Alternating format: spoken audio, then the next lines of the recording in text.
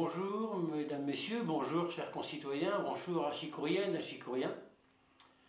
J'ai tenu à m'exprimer devant vous aujourd'hui, à vous apporter quelques informations en ces moments exceptionnels liés à cette pandémie du Covid-19. Je voudrais tout d'abord vous dire combien je partage avec vous les difficultés de la vie d'aujourd'hui.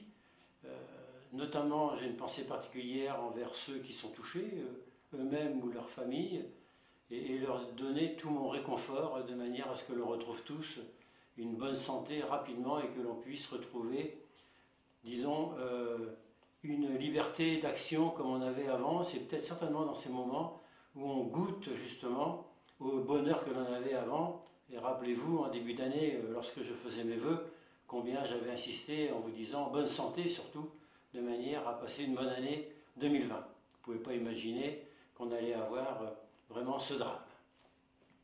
Vous dire donc que, compte tenu de cette pandémie, eh bien, tout a été bloqué dans la société, et que donc, par rapport au mandat municipal, eh bien, il est prorogé, il est prolongé jusqu'à la fin des élections municipales qui auront lieu, on ne sait pas encore quand, c'est le gouvernement qui va le décider.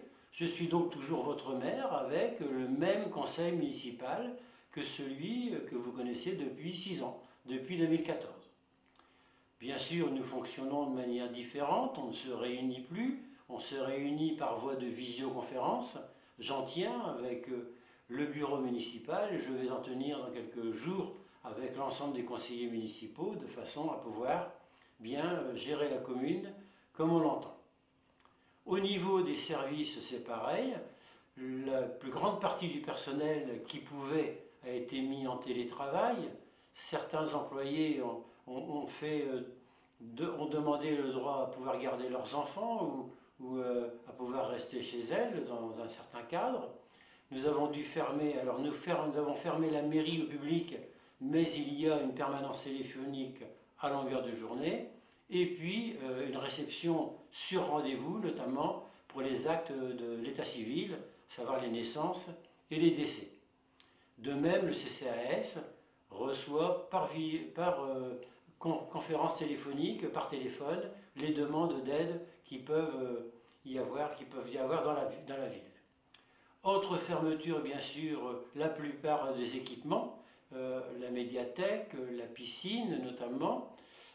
Par contre, comme les écoles sont restées ouvertes, notamment pour accueillir par les enseignants les enfants du milieu médical et maintenant élargies aux forces de l'ordre et à quelques professions indispensables à la continuité de la vie publique, eh bien, nous avons maintenu les garderies du matin, du midi, du soir, de manière à pouvoir accueillir ces enfants.